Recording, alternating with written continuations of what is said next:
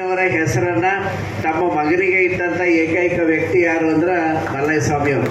ಹರಳಯ್ಯನವರ ಹೆಸರನ್ನ ಮಗನಿಗೆ ಇಟ್ಟಿರುವಂಥದ್ದು. ನಾನು ಬರೀ ನಿಮ್ಮ ಎದುರಿಗೆ ಹೇಳ್ತೀನಂತಲ್ಲ, ನಾ ಎಲ್ಲೇ ಪ್ರವಚನ ಮಾಡಿದ್ರು, ಬೆಂಗಳೂರಾಗ ಮಾಡಲಿ, ಮೈಸೂರಾಗ ಮಾಡಲಿ, ಎಲ್ಲಿ ಗುಲ್ಬರ್ಗಕ್ಕೆ ಮಾಡಲಿ, ಹುಬ್ಬಳ್ಳಿ ಧಾರವಾಡ ಮಾಡಲಿ, ಎಲ್ಲಿ ಮಾಡಿದ್ರು ನಾನು ಹರಳಯ್ಯನ ಹೆಸರು ಒಬ್ಬ ಜಂಗಮರ ಮನೆಯಲ್ಲಿ ಇಡಬೇಕಾದ್ರೆ ಎಂಥ ಒಂದು ಅಪ್ಪಟವಾದಂಥ ಬಸವ ತತ್ವ ಮೈಗೂಡಿಸ್ಕೊಂಡವರು ಅನ್ನೋದು ನಾನು ಎಲ್ಲ ಕಡೆಯಲ್ಲಿ ಕೂಡ ಹೇಳ್ತೀನಿ. ಅದು ಒಂದೇ ವಿಷಯದಲ್ಲೆಲ್ಲ ಅವ್ರ ಮೊಮ್ಮಕ್ಕಳ ಹೆಸರುಗಳೆಲ್ಲ ನೋಡಿದ್ರೆ ಅವೆಲ್ಲ ಕೇಳಿದ್ರೆ ಹೊರಗಿನವರಿಗೆ ಆಶ್ಚರ್ಯ ಆಗ್ಬಿಡ್ತವೆ, ಹೌದಲ್ರಿ? ಅವ್ರ ಹೆಸರುಗಳು ನೋಡ್ರಿ, ಈಗ ಗುರು ಬಸವ, ದೀಕ್ಷಾ, ಎಲ್ಲರ ಹೆಸರುಗಳು ಗುರು ಬಸವಣ್ಣವ್ರ ಹೆಸರು, ಶರಣರ ಹೆಸರುಗಳನ್ನೇ. ಅದಕ್ಕಾಗಿ ನಾವು ಈಗ ನಮ್ಮ ಪ್ರಭುದೇವ್ರ ಮಕ್ಕಳು ದೀಕ್ಷಾ ಮತ್ತು ಗುರು ಬಸವ,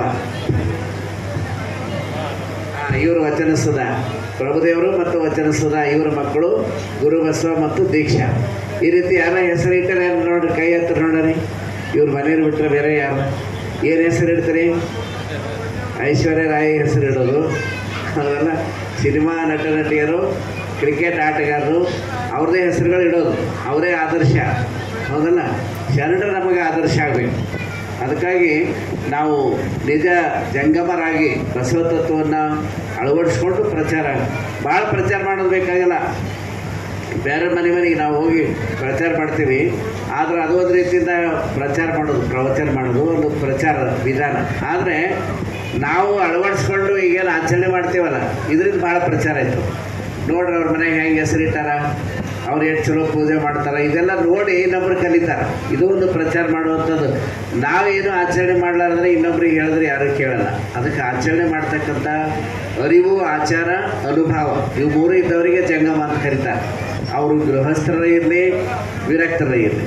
ಜಂಗಮರಾದ್ರೆ ಈಗ ಈ ಗೃಹಸ್ಥ ಜಂಗಮರಾಗಿ ಮದುವೆ ಆಗಿ ಸಂಸಾರ ಮಾಡಿಕೊಂಡು ಇಷ್ಟೆಲ್ಲ ಅಳವಡಿಸ್ಕೊಂಡು ಇದಕ್ಕೆ ಗೃಹಸ್ಥ ಜಂಗಮರು ಅಂತ ಹೇಳ್ತಾರೆ. ನಾವೀಗ ಕಾವಿ ಬಟ್ಟೆ ಉಟ್ಕೊಂಡು ಪ್ರಚಾರ ಮಾಡೋರು ವಿರಕ್ತ ಜಂಗಮರು.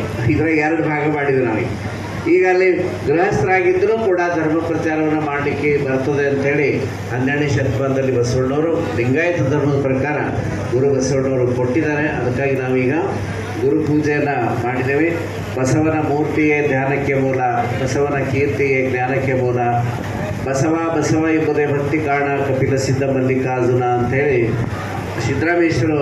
ಬಸವಯೋಗಿ ಸಿದ್ದರಾಮೇಶ್ವರವರು ಹೇಳುವಾಗ ನಾವು ಗುರು ಬಸವಣ್ಣವ್ರ ಪೂಜೆಯನ್ನು ಮಾಡಿದ್ದೇವೆ. ಈಗ ಇಷ್ಟಲಿಂಗ ಪೂಜೆಯನ್ನು ಮಾಡಿ ಮಕ್ಕಳಿಗೆ ದೀಕ್ಷೆ ಕೊಡ್ತಾ ಇದ್ದೇವೆ. ಇಲ್ಲಿ ಬಂದಾರಲ್ಲಿ ಯಾರು ಇನ್ನೂ ಬಂದಿಲ್ಲ, ಇನ್ನೂ ಲೇಟಾಗಿ ಬರ್ತಾರೆ ಕಾಣಿಸ್ತದ. ಯಾರಾದರೂ ಹೊಸರು ದೀಕ್ಷೆ ತಗೊಳ್ಳೋರಿದ್ರೆ